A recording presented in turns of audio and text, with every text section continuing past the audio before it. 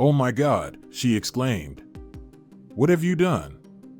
"Everything has been destroyed. Our wedding portrait, my vase, our glasses." "And what is that smell?" "I just finished what you started last night," I said. "Did you get any sleep last night?" she asked. I shrugged. "Why do you care?" I asked her. "I'm really sorry about last night," she said. "But I'm here now, and I'm still your wife." I shook my head. She walked over to me and tried to kiss my cheek, but I stopped her. "Don't touch me," I said. She looked startled, as if I'd slapped her. "And no, you're not my wife." "Not anymore, at least that's what it says in the paper and on the internet too, I guess." "That's to be expected, given your status." I opened the paper so she could see the spread with all the color photos. "Oh no," she said, shocked. "How did they get those pictures?" "I'm not his girlfriend." "I don't care what the papers say."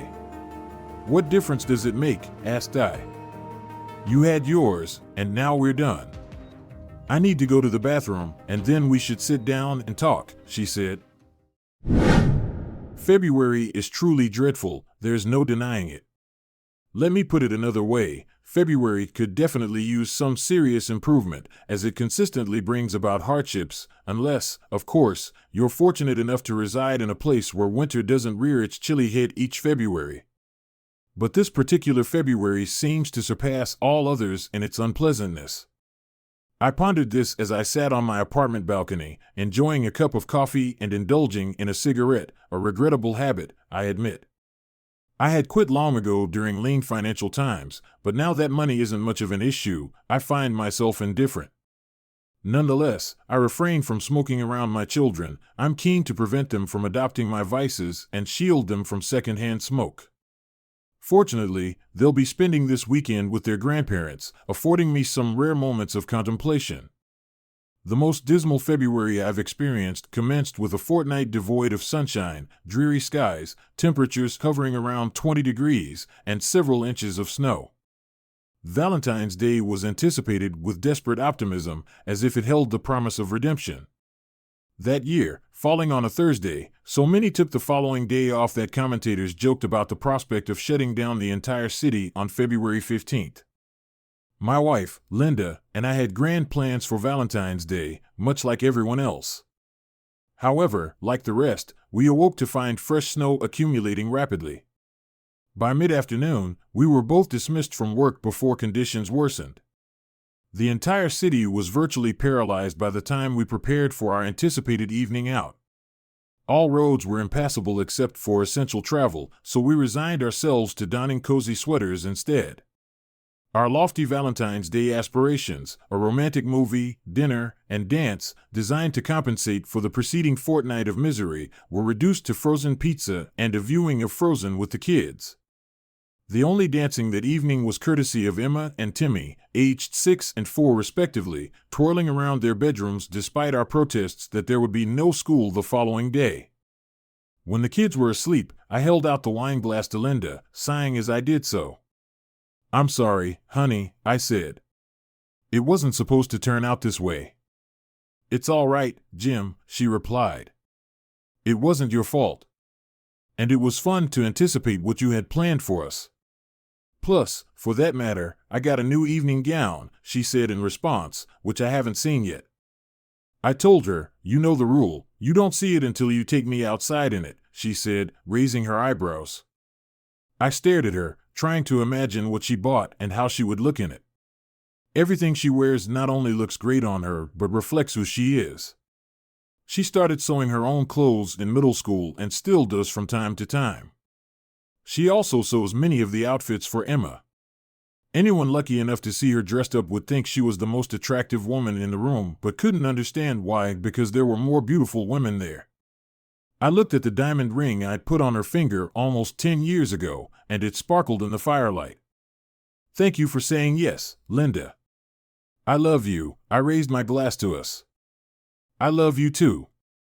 "Here's to us," she replied with a smile. We sat in silence for a while.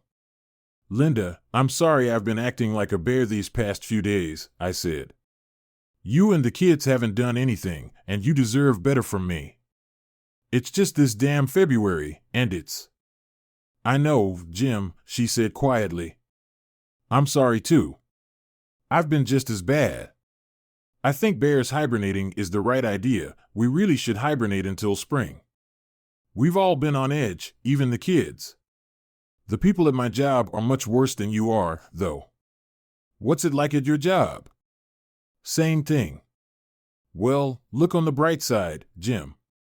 We have each other. We have our kids. We have our house. We know where we're going to eat. Yeah, at Wendy's, I said with a chuckle, remembering our first date so long ago. It was our standing joke. I'd met her in college. My parents had to withdraw their support to pay for my father's medical bills, and I refused to take out a loan. So after paying for tuition and books, I literally had no money. Linda was a little better off and offered to buy me a drink or go to Holland, but I wasn't satisfied with that. So I saved up to take her somewhere nice. She said I was being silly and stated that the goal was to spend time together and get to know each other better, and we could do that at Wendy's. So we went there, and the rest is history. We have since moved on to a different grade, but we still go to Wendy's from time to time for old time's sake. Seriously, I said, how do people get through times like this if they don't have love? Sometimes not, Linda shuddered. A couple of years ago, her high school boyfriend had killed himself with alcohol and pills on Valentine's Day night. Well, we want to, and we will, I said. I sat down my glass and took her hands in mine. Happy Valentine's Day, my favorite wife. Happy Valentine's Day, my beloved husband. We stared into each other's eyes for a minute and then decided that we really should move this to the bedroom. We ended up with what the editorial writers thought was a 3-day weekend thanks to the fact that we got about 2 feet of snow instead of the predicted 8 and everything was closed. But fortunately, almost no one was without power and many had snowmobiles, so everyone who really needed to get somewhere was able to do so. Our kids, of course, were thrilled. Mom and Dad were home all day, snow to play in, pizza to eat, and movies to watch. Not to mention no school. What more could they want? Linda and I were very happy with the situation too. There was no need to go anywhere or do anything, and we could enjoy our family at will. We didn't have to worry about food. Linda and I had both grown up in these parts, so we always made sure. We had plenty of food and shared it with others, just in case. Emma and Timmy were so tired that they didn't even fuss before bedtime and slept like logs. This, of course, allowed Linda and me to satisfy our hearts in a way that we usually had to send the kids out of the house. There were only a few things that seemed wrong to me that weekend. We had hundreds of movies in our house, but the kids only watched one, Frozen, over and over and over again. Okay, it's a cute story, it has some good songs in it, but enough.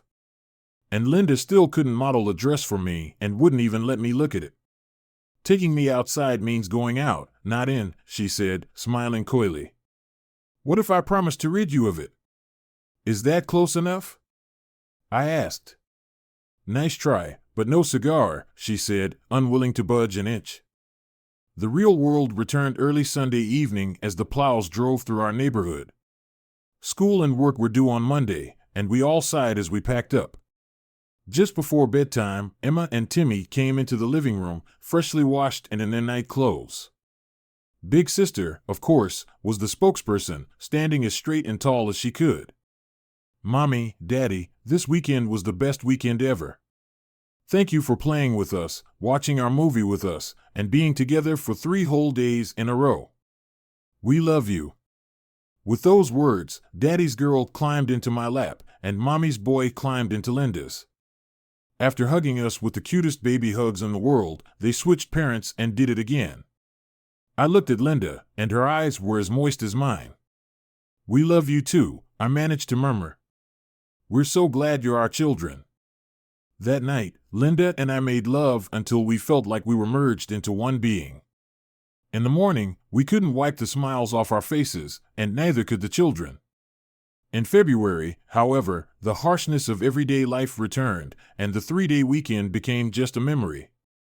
Linda and I were sprawled out on top of each other on the living room couch after finally putting Emma and Timmy down for the night when her phone rang. I groaned and said something, but I don't remember what it was. "It's Dee. I have to buy it," she said. We had a loose circle of 5 couples that we would occasionally meet or go on dates with. We all met as married couples, so there were no awkward when you were single moments.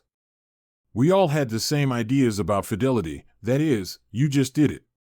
It just wasn't negotiable. At least, that's what I thought at the time. That way, when we went out, we could dance with each other's spouses if we wanted variety and be assured of our safety.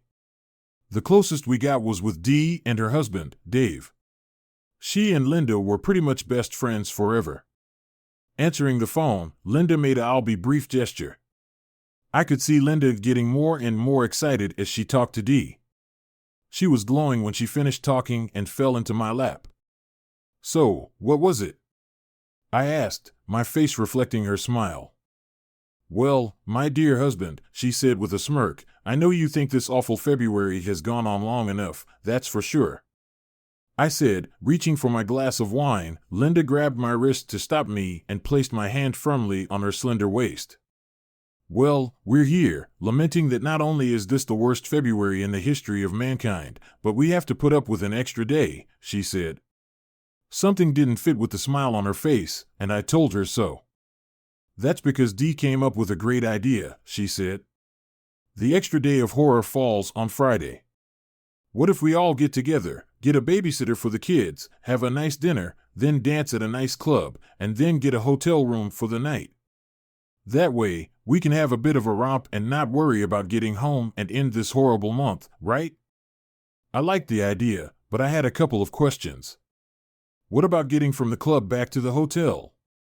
Won't we have to drive? I asked. Beat me up if you want, but I'm almost always the one to ask, what could go wrong with the plan? "That's the best part, Jim," she said excitedly. "You know the Madison downtown, we used to have lunch there, remember? There's a dance club on the next block that Dave's coworkers go to. There's a live band there Friday night, and if you dine at the Madison, there's no cover charge. Phil and Jane have already asked Mrs. Porter to take their kids for the night, and they say she doesn't mind ours either." I need to think about that," I said, feigning brain activity. I wasn't really thinking, but I knew that if I acted like something was bothering me, she'd find a way to convince me. Instead, she grabbed a couch cushion and hit me over the head with it. "Oh, okay. I've already thought of that. Let's do it. But there's one condition," I told her. "What is it?" Linda looked at me suspiciously. I took her pretty face in my hands and looked into her blue eyes. "You're wearing the dress you bought for Valentine's Day that I still haven't seen." I said, "As you wish, my lord," she said with a smile. "Your wish is my command." It was blue, the dress, I mean. Don't ask me to describe what color it was because I can't. All I can say is that it made her blue eyes look like they were glowing in the dark. It had long sleeves and a high neck, and the skirt came down below her knees, but it wasn't her grandmother's dress at all. The bottom of her skirt was flared and rippled enough when she walked to attract attention. When she danced, it was flirtatious in its own right. The smooth fabric made you want to run your hands over it, hiding and showing off the female form. Linda smiled as she slowly made her way down the stairs to where I waited for her, stunned and looking around. "Dear Jim," she said softly. She covered my mouth, running her finger gently down my chin. I swallowed, but I still couldn't speak. "It's still the same me, the same old me as always. You don't need to flatter me, though I admit I love it when you do," she said. "You don't realize, you don't know how amazing you look." The words failed me. I took her slender hands in mine, leaned down, and kissed them. Looking up, I saw that her eyes were shiny and moist, and a slight tremor flickered in her smile. I nodded, she understood. The 10 of us met at a restaurant. It was crowded on a Friday night, but we had reserved a table large enough for all 10 of us to eat together. We laughed, talked, and enjoyed a great meal, savoring the fact that February was finally over. Linda was the most attractive woman in the room, and I must have told her that half a dozen times. I touched her arm, shoulder, or hand as often as I could find a reasonable excuse. She reciprocated and smiled as she looked into my eyes. This night was going to be unforgettable. We checked into our rooms and then headed to the club. Neither Linda nor I tolerate alcohol very well, so I usually designate a driver. I was glad I wouldn't have to do that tonight. Not that I minded, the safety of my friends was important to me, but I was looking forward to leaving Linda to herself as soon as possible. She seemed to be thinking the same thing. She left for a few minutes alone in our room, and when she returned, her beguiling "I'm going to turn you on like this" smile was playing across her face. "We won't have to stay at the club for long, will we?" she whispered as we walked along. I knew how much Linda liked dancing with our friends, so she could very well have said, "I wouldn't want to wait too long before we were alone together, preferably naked." I grinned back at her. "It's up to you, baby," I said. She smacked me lightly on the top of my arm, then wrapped her arms around it and hung back. We made reservations at the club for 10 people, and good things we did. Seems like a lot of other people were busy forgetting about February, but they weren't too busy to notice the 5 women in our group, I whispered. "You're getting a lot of attention, baby," I whispered. "You are, as always, the most attractive woman in the room." "Oh, you," she looked up at me. "You know flattery will get you everywhere. Neither Linda nor I are great dancers, but we're not disgraced either. We just don't care. We're here to enjoy each other, not to entertain everyone else." So I danced with the love of my life, taking occasional breaks for hot wings and a drink. I stepped away to replenish the wings. When I returned, Dave was asking Linda to dance. I heard her answer, "I'd love to, Dave, and another time, but I want to make tonight special for Jim and me." "Tonight, I'm going to dance with just him," she said. Was I proud, happy? You better believe it. I spread my wings and whispered in Linda's ear, "So, is it time to leave already?" I asked right after you brought a fresh plate of wings. "What are you thinking?" "We're both going to need energy for what I have planned," I said, raising an eyebrow. She looked at me again and took my hand under the table. After a few minutes, the group took a break. In the relative silence, we heard loud laughter from another table and turned to look. "Hey, isn't that Mark Lavalier?" asked Phil, craning his neck to examine me. Yes, squeaked Dee excitedly. Mark Lavalier was the head quarterback for the Sharks, our town's professional soccer team. Unlike many of the other players on the team, he lived here year-round. He had a reputation as a genuinely nice guy and was as well known for his social activities as he was for his exploits on the field. Mark became the main topic of conversation around our table as the guys talked about his soccer exploits, and the women praised his good deeds and good character. "It doesn't hurt that he's handsome either," Dee added. Linda and I knew who he was, but at that moment, we weren't interested in anything but each other. We let the conversation overwhelm us, holding hands under the table. "Hey, you two, get a room," said Dee. Linda and I looked at each other. We hadn't even kissed, well, not really kissing anyway. The fact that I was feeding her wings didn't count. Besides, we'd already gotten a room. What saved us from further awkwardness was when the band started playing again. "Shall we dance here or upstairs?" whispered I to Linda. Before she could answer, Jane stepped in.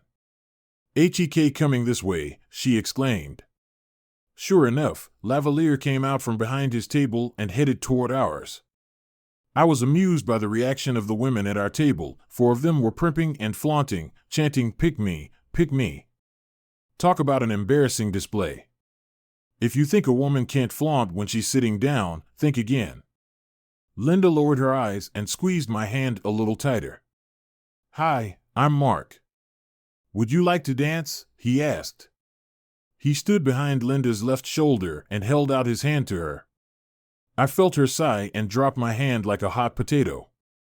I watched, stunned, as she turned her back to me without a word, held out her right hand to Mark, and rose gracefully from the chair without even dignifying me with a glance. I noticed that her hand had practically disappeared into his huge paw. I also noticed the look of delight on her face. At that moment, I simply ceased to exist in her mind. "Hey man, now my feelings are hurt." "I thought she was just dancing with you tonight," Dave said, chiding me. "Yeah, that's what I thought too," I muttered. "Relax, Jim. It's just a dance," Jane said, trying to reassure me. I tried to believe her, but I had a bad feeling about it. The band played a couple of quick songs, and our entire table watched them dance, so did everyone else in the room. Mark was good, much better than I was, and Linda was clearly enjoying herself. Her partner and dress matched to show her off to perfection. "Don't they look great together?" "Come on, Jim, let's join them," Dee invited, clearly trying to distract me. "Thanks, but no thanks," I said sharply. The next song was slow. I watched Linda melt into his arms, fitting in perfectly as if she belonged there. He was good at it too. He must have practiced a lot, I thought to myself. Mark whispered something to Linda. She smiled sweetly back. He wasn't doing anything I could reasonably object to. He didn't dance any closer to her than I danced with Dee or Jane, and his hands stayed out of the way. Another slow song, this time a ballad. I saw the band leader taking his cues, watching my wife and her new partner. Mark was smiling as he held her in his arms. He was clearly pleased with what was happening. I had seen enough and was determined to put an end to it. I rose from the chair and felt Jane's hand on my arm. "Hold on, Jim. Give her this, don't spoil her mood," she said. I released my hand and looked at Linda's face. She clearly wanted to be exactly where she was and nowhere else. She didn't want me to interfere. In fact, I was nowhere present in her thoughts, and that was obvious. I sank back into my chair, heartbroken. Finally, the song ended. Mark nodded to the band leader, who started a faster song. He and Linda left the dance floor, smiling at each other but not touching, not even holding hands. Linda gave him one last beaming smile, turning to our table, and Mark to his own. The difference between a woman's best smile and her second best smile is small. If you don't know a woman well, you probably won't notice her at all. As Linda approached our table and our gazes met, her best smile was replaced by her second best smile. At that moment, I realized we had a problem. "I keep telling you that you're the most attractive woman here," I whispered in her ear as I sat her down. I reached for her hand and took it in both of mine. "Maybe it's time to head to our room for the next dance." For a moment, I could have sworn Linda was scared. Her eyes widened, and I felt her hand tremble. She recovered quickly and looked away from me, across the table. "Sorry, everyone. I just need to go to the bathroom." "Linda, will you come with me?" asked Dee. Her voice could be heard far beyond our table. I was too busy wondering why she needed to let the whole room know. Linda looked at me apologetically. "I'm sorry, Jim. I could use a refresher too," she said with a note of sadness in her voice. She got up and left without answering my question. Of course, the conversation immediately turned to why no woman walking with the group could go to the bathroom alone. I was just beginning to wonder why my friends were trying so hard to keep the conversation on that topic when Dee came back. She was alone. "Where's Linda? Is she okay?" I asked, practically screaming. "Relax, Jim," Dee said, smiling. "Linda's fine, she just has some things to do. You don't need to worry about her, she's a grown woman, you know." What did that mean? I wondered. Indeed, I was worried about Linda, but she was worried about me just the same. I put up with this bullying for about 5 minutes, and when Linda never came back, I had had enough. I got up and headed for the bar, bringing an empty plate with me as an excuse, and approached one of the female bartenders. "Excuse me, but my wife went to the bathroom about 15 minutes ago and still hasn't come out," I said. "She never stays that long. Could you go or send someone to make sure she's okay?" The bartender threw me a questioning look. The plate in my hand gave me an idea. "The wings are great, and she loves spicy food, but every now and then she has a reaction." "Really, I just want to know she's okay." Her name is Linda. Here, let me show you a picture of her, I said. I set my plate down and typed Linda's picture into my phone. The bartender was about to give me a sympathetic look when a voice sounded at my elbow. She's fine, you don't have to check, Dee said in an almost apologetic tone. She turned to the bartender. It's fine. I'll take care of it, she said, placing a $5 bill on the counter.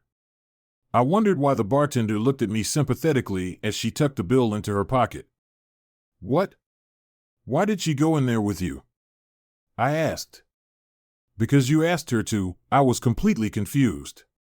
Jim, she's not in the restroom, she left the club, Dee said. I felt like I'd just been punched in the stomach. Gone without me? Why? What's the matter? Why didn't she tell me? Where did she go? Is she okay? I asked. I still didn't understand. Let's go to the end of the bar where we can get some privacy, Dee said. I just went where Dee dragged me. It was quieter in the dark corner at the end of the bar. She looked me in the eyes. Jim, Linda loves you. She loves you and the kids more than anything in the world, and she always will, and you know it. But she's going to spend tonight with Mark, she said. I stood there with my mouth open, staring at the stupidity as if my whole world had ended. Pictures of what was left of it swirled frantically in my head.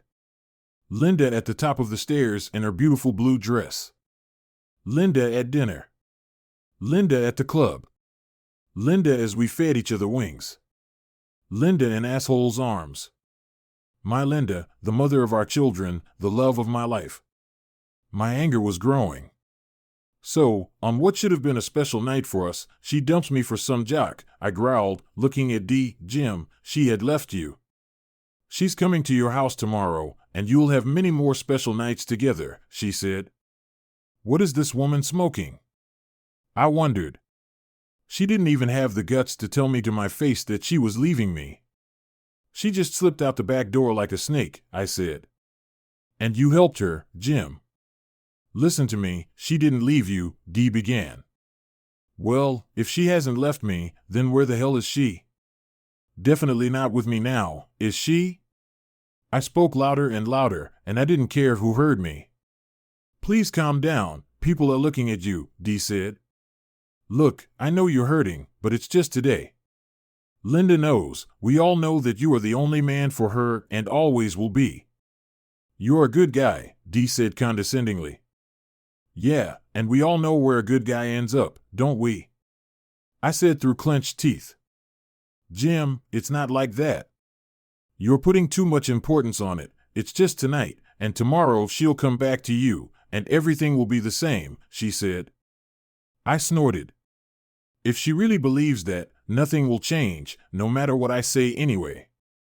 You don't understand, there's no tomorrow. So, tell me, friend, what was your role in all of this? You didn't really have to go to the bathroom, did you? My wife gave you the signal, right? She told you to stall me and stay out of the way so she and Jason could escape in time? Dee nodded her head in embarrassment. Yes, she asked me to do that because she didn't want you to embarrass yourself by making a scene while Mark is here. She also asked me to make sure you remember that she loves you and will always come home to you, she said. Yes, I'll remember how much she loves me tonight and for a long time to come, I thought. I could feel my anger building and my face reddening more. Like she didn't want me to embarrass her by leaving her husband to spend the night with a jerk jock, I said. I guess it didn't occur to you, girlfriend, to remind her that she has a husband and a marriage, and she could lose them over this. Dee looked me in the eye. No, it's not, Dee said softly but firmly. Does Dave know about this? I asked. No, and you don't have to because I don't think it will ever happen, she said softly. Maybe I should tell him, I said. Jim, please don't. Don't think like that. I know you're hurting, but this isn't helping. Please come back to the table, let us be distracted for a while. It's not like you haven't danced a single dance with me all night, she said, smiling. I wanted to dance with my wife, but thanks to you, her and Jason, that's no longer an option, is it? I also wanted a night alone with her, but that's obviously not going to happen either, I said. I turned my back to her and walked back to our table. At my appearance, the conversation at the table stopped abruptly. The averted eyes spoke for themselves. All our so-called friends now knew that my wife and were making a cuckold out of me at this very moment. I wanted to strangle them. I wanted to tear this place apart. I wanted to find and kick him in the balls by the middle of next week. "Jim, are you going to be okay?" asked Dave hesitantly, sitting Dee down. I wanted to tell him what Dee had said and ask him if he was going to be okay, but I couldn't bring myself to say the words. I guess I haven't stopped being a good guy yet. Oh yeah, I'm going to have to work on that.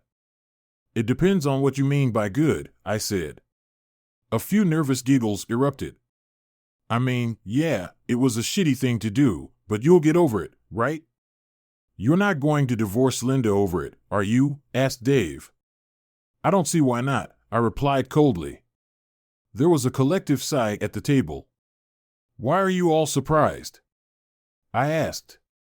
We all know how we feel about cheating. One and done. We figured that out a long time ago.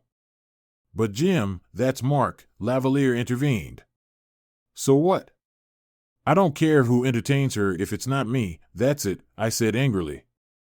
I looked at Dave. What would you say if Dee went out for the night? Would you be okay with that? He blushed for a moment, then looked at his wife, who was busy studying a stain on the floor. Jim, what about your children? We all know how much you love them and how much they need you. Think about them before you do anything, Jane said. Her kids were about the same age as mine and were best buddies. You mean my wife is thinking about them right now? I asked. Well, that's why you hired a nanny so you wouldn't have to think about your kids, Dee said. I thought she meant to say something funny, but it came out the way it was supposed to. Come on, Jim, it's just one night. She'll never have an opportunity like this again. You wouldn't divorce Linda over one night, she added. Why not? I stared at her. An awkward silence followed. Jim, try thinking about it from a different perspective. Maybe that will help, Jane said, trying to sound sympathetic. What if the Sports Illustrated cover model in a swimsuit was here tonight? Let's say she picked you out of everyone here to dance with you and then offered to spend the night with you. Can you honestly say you wouldn't have been tempted? Can you honestly say you would have turned her down? The pleading look in her warm brown eyes made her look like an affectionate puppy and usually got her what she wanted. But that wasn't going to happen, not today. I stood up and looked at Jane. Yes, I might be tempted, but I'll say no, I said firmly. You see, I have a wife, and I don't want to hurt her. At least until tonight. That's what I would have done. There was deafening silence again. I looked around at all my former friends, and they were all on the side of my cheating wife. At that moment, I sincerely hoped that I would never see any of them again. A rather large and muscular bouncer walked toward our table. You guys in some kind of trouble? He asked in a deep baritonal voice. Yes, there is, and a big one, I said. I pulled out a $20 bill and tossed it on the table. Don't worry, I'm leaving, I said, raising one hand. He nodded his head as I turned to the others. That'll pay my bill. You're all covering for the one I came in with, you might as well pay her bill too. I turned on my heel and walked out of the club. As I walked the block and a half to the hotel, my anger subsided a little. It was replaced by the deepest sadness I'd ever known. Linda and I were supposed to do this walk together, holding hands, discussing with our friends what they were going to do when they got to their rooms, and they, in turn, would discuss us. She was supposed to hold my hand like she used to and press her face into the sleeve of my coat when the conversation got too explicit. Instead, I was alone. Alone. I rode the elevator, trying not to remember what Linda and I had done in the elevators of other hotels. Alone. I entered the room that was to be our suite. Alone. I faced the wreckage of our special night. Alone. I looked into the future, not knowing what might happen. I turned on the light and closed the door behind me. Suddenly, I felt unusually tired. I threw my winter coat on the floor and slouched toward the bedroom. There was a Godiva candy bar on each pillow. In the middle of the bed was underwear I'd never seen before. In my mind's eye, I could see her putting them on with that combination of love and sensuality in her eyes that belonged only to her and was only mine. Until tonight. My wife, my lover, my best friend, was taken from me by another man. He snatched her from me easily and casually, as if he had every right to do so. He didn't care what she meant to me, he just saw her as a beautiful plaything for the night. And she just let him. I didn't matter enough to her to cause the slightest resistance. It was as if she too thought he had a right to her that was more weighty than the one I had earned through nearly a decade of living as a faithful, loving husband. Yes, it was to be just one night. And the next morning. I figured, what would he leave in her heart, mind, and feelings? What could I do that could compare to the hero of the town, the handsome stud Mark Goat Lavalier, let alone rival him? I stopped crying to wash my face and then gathered our things. I threw the underwear in the trash. They didn't mean anything to me anymore. I went downstairs and checked us out of the hotel. I didn't care how Linda came back.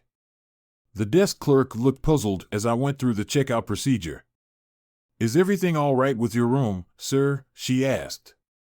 "The room was beautiful," I said. "Is there anything we can do for you to make your stay here more comfortable?" she replied. "Yes," I thought, "make it disappear into a black hole, never to be seen again. Turn back time and get my wife back." I just shook my head. "No, not really. But thanks for asking anyway," I said quietly. "We just had a sudden change of plans." The clerk looked at me sympathetically, as if she'd read my mind. "Have a nice evening, sir," she said before I left. "Yeah, that's right. Have a nice evening." I got into my car and somehow managed to make it home safely. Everything was turning inside of me, emotions fighting for control. Part of me was angrier than I had ever been in my life. The other part was sad about the loss of my wife and my family. I walked into the starter house where we lived and noticed how quiet and empty it had become. I took my luggage into the bedroom and sat down, trying to make sense of what had happened. I looked at my phone, hoping to see a text message or something from Linda. I hoped she had come to her senses and changed her mind, but that didn't happen. I laid down on the bed, still in my clothes, and dozed off for a while. It was about 2 o'clock in the morning when I was awakened by the buzzer of my phone. Looking at it, I saw that I had received several text messages from an unfamiliar number. Could it be Linda? I pulled my phone out of my pocket, and what I saw made me wince. There was a series of photos and short videos of them having fun. I wondered for a moment how he'd gotten my number, then decided that he must have gotten into Linda's phone while she was in the bathroom and then sent the pictures and video to me. I slammed my phone shut, and then an idea hit me. Oh yeah, divorce was no big deal at this point. I was done with Linda now and forever. But he would pay. I swore he would pay for ruining my happy life and my family. I went to my computer and copied the images and videos onto it. Then I wrote a letter to all of our so-called friends, the ones who let her do it and covered for her when she went off with him. I attached the videos and pictures and sent the email with the subject line "Happy Now?" For the next few hours, I worked tirelessly, moving all of her clothes and belongings into trash bags and stuffing them into the car. By the time I was done, she barely had enough room to sit and drive. I drove her car out of the garage, changed the code so she couldn't get back in, and took the garage door opener out of her car. I wasn't finished yet and turned to everything that reminded me of our marriage: the portrait hanging over the fireplace, our wedding album, her wedding dress, the bride and groom's glasses on the mantel, the crystal vase at the opposite end of the fireplace, the things she loved. Everything. By the time I was done, the house resembled a war zone. Shards of portraits, glass, and silk were scattered everywhere. At one point, I felt like taking and then another thought came to me. I took off my wedding ring and threw it down the toilet along with my urine and feces. I almost flushed it right then, but another thought came into my head, and I decided to wait. I was mentally exhausted, body running on adrenaline, as I sat down to get a cup of coffee. I heard something hit the door and realized it was the morning paper. I hadn't realized I'd been doing it for so long. I opened the door and picked up the paper and sat down at the kitchen table again. The next shock I got was when I opened the paper and saw a teaser about the butt. I turned to the sports section, and there were giant headlines, "Who is Mark Lavalier's new girlfriend?" Under the caption was a series of color photos of and Linda leaving the club. The only thing I could assume was that some paparazzi had spotted them and snapped a picture of them leaving the club. Linda clutched at his arm as she usually did with me and looked at him with adoration, just as she had once looked at me. One of the photos showed them kissing before she nonchalantly climbed into his Jaguar. My humiliation was complete. Now the whole damn town knows about it. I read the article, but it was full of generalizations and speculation. Apparently, no one had talked to any of them yet. I went to the newspaper website, where I found an online version that had not only pictures but video as well. I copied the link to the article and sent it to our supposed friends with the subject line, "Screw you all to hell." I looked at the clock and saw that it was 5:30 in the morning. I knew Linda's mother was already up and making breakfast for her husband since he was an early riser, so I called her. "Hi," she said in response. "Everything okay?" "No, it's not, Mom," I said. "We got along well, and I always called them Mom and Dad." "What's wrong, dear?" she asked. "Is it the children?" "No," I said. "Have you seen this morning's paper?" "Not yet," she said. "Alfred likes to watch her over coffee." "Why?" "He might want to avoid the sports section." I said there's an article on Mark Lavalier that he might not like. "Alfred thinks only good things about him," says Linda's mother. "Maybe not when he sees this," I said. "Linda left me at the club we went to with him last night, and they were spotted by the paparazzi getting into his car." "Oh my God," she said. "Where's Linda now?" "She's still with that," I said. "What? She stayed the night with him?" she asked. "Yeah," I said. "There's a few other things, but that's pretty much the way it was. I don't know when or if she'll come back, but I can't keep her here. If she ever comes back, I'll kick her out, and she'll need somewhere to stay." "All right," she said. "Alfred won't be happy about it. I'm not thrilled about it either. Is there any way to overcome this?" "No, Mom, she didn't," I said. "She deliberately turned her back on me and went off with him, and our so-called friends covered for her." "I'm so sorry, Jim," she said. "We raised her better than that. Of course, she can stay here if she needs to.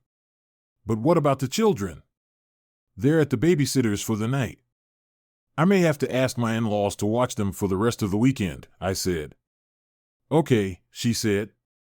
"Let me know if there's anything I can do to help, Jim." "Thanks, Mom." "I appreciate it," I said. I had another idea, so I went back to the computer. I grabbed the link to the article and opened Linda's Facebook page. We had no secrets from each other up to this point, so I was able to log in as her. I posted the link on her page with the caption, "Guess what?" I made it to the front page of the sports section, went on a date with her lame husband, and ended up spending the night with a real stud. Lucky me. I figured it would get some tongues wagging, but I wasn't done. I found the email address of the reporter who wrote the article. I figured I had already been humiliated in front of the world, so I threw caution to the wind. I sent the reporter a short email that briefly explained what had happened and then included a video of it telling me he was going to entertain Linda again. I left contact info so the reporter could call me back. I sent the email and burst out into an evil laugh worthy of Snidely Whiplash. At 8 o'clock, I called Mrs. Porter and asked if it was okay if my parents picked up the kids that morning. She assured me that it was and asked if I had seen the sports section of the newspaper. "Yes," I said. "Was that really Linda?" she asked me. "Unfortunately, yes," I said. "That's why I'm going to ask the parents to take the kids. I don't want them here when she comes back." "Is she still with him?" she asked, shocked. "Yes," I said. And I'd appreciate it if you didn't say anything about it to the kids yet. I understand, she said. I'm sorry, Jim. You don't deserve it. Thank you, I said and ended the call. The next call was to my mom. Jim, is everything okay? She asked, picking up the phone. Your father just read the paper, and he should be tying his tie right now. Is it really Linda? She asked. Yes, that's right, Mom, I said. She's still not home. Could you pick up the kids from Mrs. Porter's house this morning? I think they should stay with you for the rest of the weekend. It's not going to be pretty here. Of course, son, she said. I understand all that. What are you going to do? Unleash hell, Mom, I said. Listen, son, whatever you do, think of the kids first, okay? They're the most important thing in your life right now, she said. I know, Mom, I said. But thanks for reminding me anyway.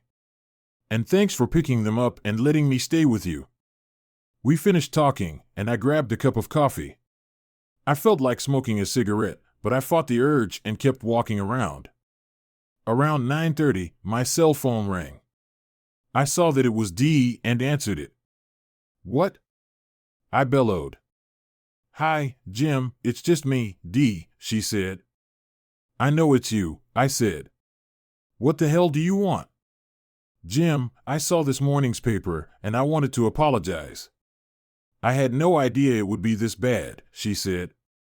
What the hell did you think was going to happen? I asked. My wife left with a star soccer player, a known hero in the community, after a night of dancing. Of course, you knew someone would be following him. And by the way, it's much worse than that, I added. What do you mean? She asked.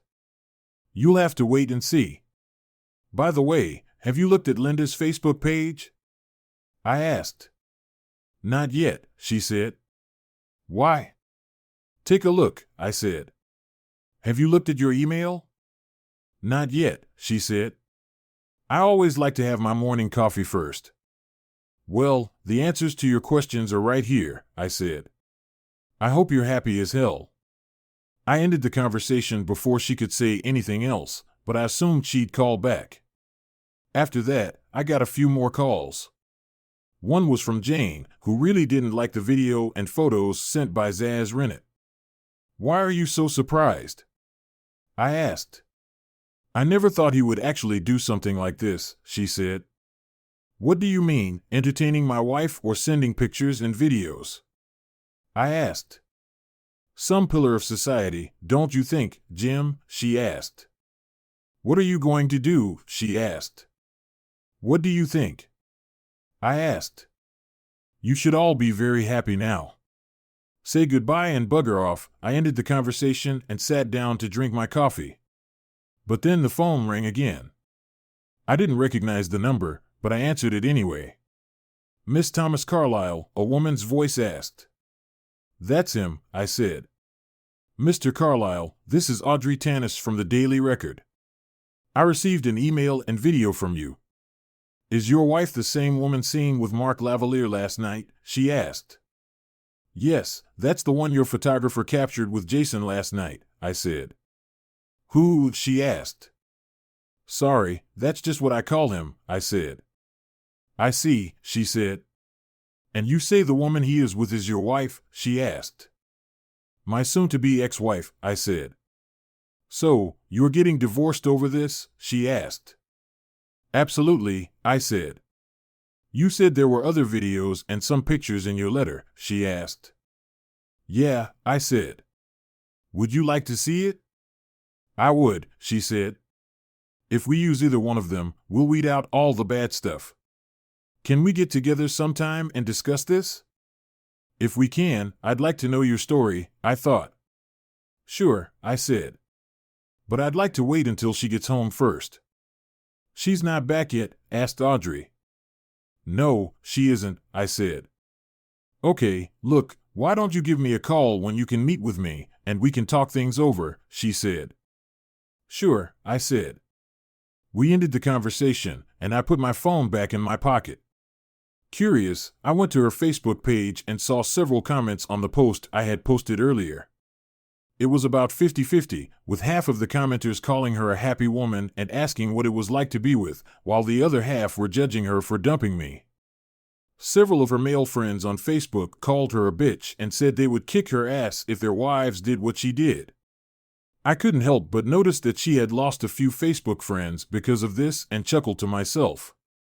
When Linda walked in the door, it was close to 11 o'clock. I looked up from my desk and saw a Jaguar pulling away from the house. "Jim, it's me," she said, pulling the key out of the lock. "I'm home," she announced, as if spending the night with her lover was a regular occurrence for her. "By the way, why is my car parked in the driveway and not in the garage? And what are those things in it?" Her eyes widened when she saw me at the table. I knew I looked terrible. Her face turned white as she looked around the house. It was an absolute disaster. "Oh my God," she exclaimed. "What have you done?" "Everything has been destroyed. Our wedding portrait, my vase, our glasses." "And what is that smell?" "I just finished what you started last night," I said. "Did you get any sleep last night?" she asked. I shrugged. "Why do you care?" I asked her. "I'm really sorry about last night," she said. "But I'm here now, and I'm still your wife." I shook my head. She walked over to me and tried to kiss my cheek, but I stopped her. "Don't touch me," I said. She looked startled, as if I'd slapped her. "And no, you're not my wife." "Not anymore, at least that's what it says in the paper and on the internet too, I guess." "That's to be expected, given your status." I opened the paper so she could see the spread with all the color photos. "Oh no," she said, shocked. "How did they get those pictures?" "I'm not his girlfriend." "I don't care what the papers say." "What difference does it make?" asked I. "You had yours, and now we're done." "I need to go to the bathroom, and then we should sit down and talk," she said. I followed her into the main bathroom and watched as she recoiled from the mess still in the toilet bowl. "Is that restroom ring?" she asked, eyes wide. I nodded my head. "Yeah," I said. "I figured since you trashed our marriage, I should make it official." I took her left hand and scrutinized the rings. "What are you doing?" she asked. "What's that?" I asked, pointing to a dried stain on her wedding ring. "It looks like—" "I don't know what you're talking about," she said. I said, pulling my phone out of my pocket. I went into the text messages he had sent me and pulled up a video of him smearing it all over her rings. Her face lost color when I played her that video. "Not only did you disrespect me in public with our so-called friends, you humiliated me in front of the whole town and the whole damn world. And then you did it to the symbols of our love," I said, getting angrier by the second. I shook my head, picked up the napkin, and pulled the rings off her. "What are you doing?" she asked. "What?" I asked, pointing to a dried stain on her wedding ring. "It looks like—" "I don't know what you're talking about," she said. I said, pulling my phone out of my pocket. I went into the text messages he had sent me and pulled up a video of him smearing it all over her rings. Her face lost color when I played her that video. "Not only did you disrespect me in public with our so-called friends, you humiliated me in front of the whole town and the whole damn world. And then you did it to the symbols of our love," I said, getting angrier by the second. I shook my head, picked up the napkin, and pulled the rings off her. "What are you doing?" she asked. "What are you doing?" she asked. She shrieked as I threw the rings into the toilet bowl. I then flushed the toilet and watched the rings go down the drain. She screamed, her eyes widened, and her mouth was open as wide as I had never seen it before. "My rings," she screamed, tears rolling down her cheeks. "You flushed them down the toilet. How could you? You have to give them back." "No," I said. "How could you? I've loved you exclusively for over a decade, and this is the thanks I get? Screw you." "But it was just one night," she said. "We have the rest of our lives ahead of us." I pulled out my phone and turned on the video where he said he'd continue to entertain Linda, maybe even while I watched. Was he telling the truth? I asked. Do you really want to do this? To do it in our bed while I watch? It may have come up, but I didn't think he was being serious, she said. Besides, it was just pillow talk. You mean like this? I asked, showing her the video. She shook her head. That's not what I meant, she said. Well, I'm serious, I said. Get out of here and let your lover know that if he takes one step inside this house, I will kill him where he stands, I said. Now get the hell out before I throw you out. But I live here too, she said. I shook my head. Not anymore, I said. I'm going to a lawyer on Monday to get a divorce. You don't live here anymore, your junk is in the car, and your mother is waiting for you. From now on, you're dead to me. You understand? I don't want to see your face again as long as I live. Now get out, get out. What about the children? She exclaimed. What about them? You didn't care about them or me when you left to be with. That's not true, and please stop calling him that, she said. Screw you, I said. Oh, wait, he already did. Any man who can just walk up and take a woman without a second thought is just in my opinion. He knew you were married, and you're not the first person he's done that to. You didn't even look at him when he took you, and now you're defending him against me. You got what you wanted, now get out. Just get out of my sight, you make me sick, she jerked back, hot tears streaming down her face. Get the hell out, she jumped up when I yelled and ran down the stairs, wailing and crying. I followed her downstairs and grabbed her purse before she reached it. I pulled out her keys, removed her house key, put the keys back, and tossed her purse to her. Please don't do this, she wailed in the front room. I'll make it up to you, just don't leave me like this. I'm begging you, I never meant to hurt you, I love you. I'd never seen so much anguish on a woman's face before, but at that moment, I just didn't care about her feelings. I pointed to the door. That's too bad because now I hate you to the core. Now for the last time, get out, I said, shivering and crying. She turned and walked out of the house.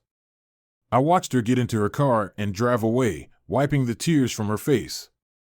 Finished with the confrontation, I collapsed on the couch, completely exhausted, and fell asleep instantly. After waking up in the afternoon, I was able to go upstairs and take a hot shower. So much had happened in the last 24 hours. In that short period of time, I had gone from a happily married man with 2 wonderful children to what, exactly? I got dressed and looked at the time. I decided to call Audrey. It surprised me that she answered on the first ring. Audrey, this is Jim Carlisle, I said. Good afternoon, Mr. Carlisle, she said. You sound a little better. Well, I got some sleep, so I feel more rested. Is it too late to meet you this afternoon? I asked. Not at all, she said. A reporter's job never ends, you know. I grinned. Listen, it's getting close to dinner time.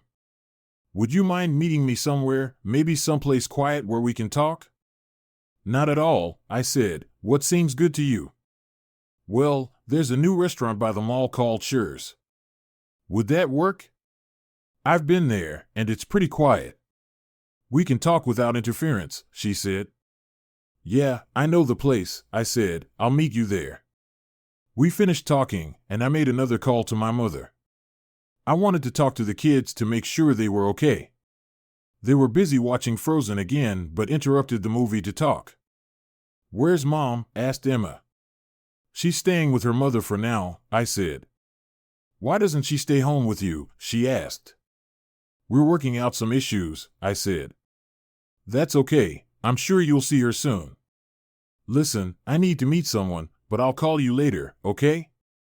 Okay, Daddy, she said. Bye. My heart was breaking. Linda and I had not only ruined my marriage, but they had also ruined my children's lives. And for that, I would never forgive them. Sighing, I left the house and drove to Schur's. When I got there, I was escorted to a table in the corner where a young, pretty brunette was sitting with an open laptop. She looked up as I approached, stood up, and introduced herself. We each placed our order, and the waitress stepped away from the table. "Mr. Carlyle," she said, "nice to meet you." "It's a pleasure to meet you, Miss Tannis," I said. "Please, call me Jim," I said. "Thank you," she said, "and please call me Audrey." "I want to start by apologizing to you," she said. "Apologizing?" I asked. "For what?" "Well, those are my pictures in the morning paper," she said. "Did you take them?" I asked. She nodded her head. "I was at a club last night with my girlfriends," she said, "girls' night out. We were just blowing off steam, and I happened to notice Mark Lavalier. I saw him walk over to your table and go back to the dance floor with that woman. From the way they were acting, it didn't occur to me that she might be married. When they left the club, I followed them outside and took some pictures and video.